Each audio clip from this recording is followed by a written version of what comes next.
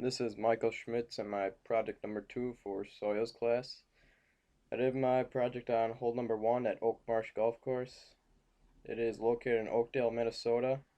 It's a 502-yard par 5 that's pretty much straight away. Here you'll get an aerial view from Google Maps. It's tough to tell a hole, but follow the red line that follows it from the tee box to the green. Here's a better picture from the tee box looking down the hole. As you can see, there's not much going on. Some strengths of the hole are the level tee box, the green is in great condition, and there are strategically placed trees and bunkers on each side of the fairway and up by the green. Here's a picture of the green. As you can see, it's already in great condition, only being open for a couple days now. The greens are rolling quick already and really true. This is a picture of the tee box.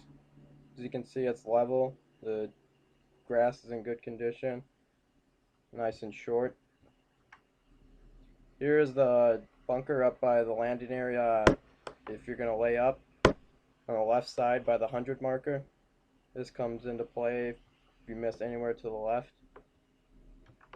These are trees on the left and right side of the fairway if you want to lay back to about the 150 marker.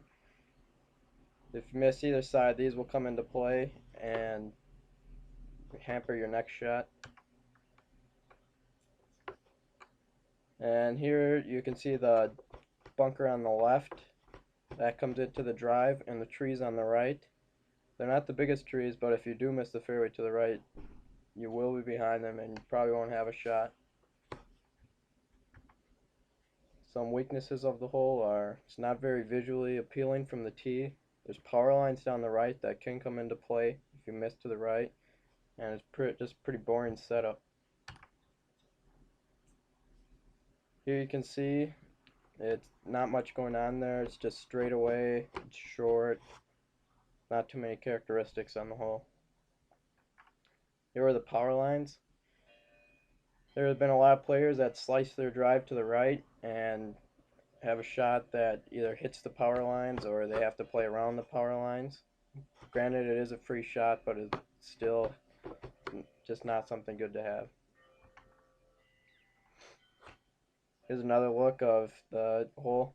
As you can see, there's a few trees, but they're all pretty much small pine trees, and there you can work around them. There's just not much going on.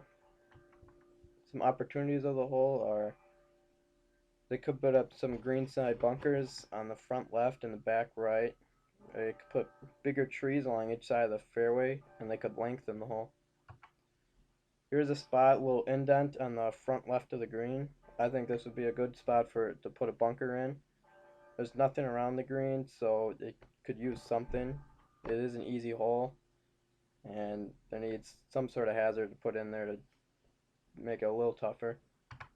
There's another little indent on the back right of the green that could be a good spot for maybe a pot bunker, and again, just to make the hole a little tougher. Here you can see again there's not many trees. They could put in maybe a big oak or something that overhangs on the fairway, so if you miss your drive you really have to work around it, because it's only a 502-yard hole.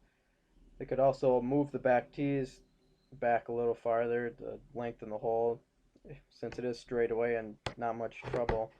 Maybe put it to around 550 from the tips.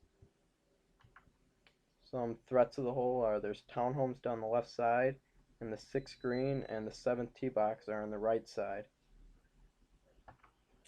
Here you can see the townhomes on the left. They do come into play if you hit a hook, and they have been hit before. Here's another picture. As you can see, this is up by the bunker by the 100 marker. You can see how close they are. If you do miss anywhere left, you will probably be hitting them, and it is the golf course responsibility. And I don't have a picture of the 6th green and 7 tee box on the right, but a big slice will end up around there, and there have been balls that ended up on the 6th green and the 7th tee box.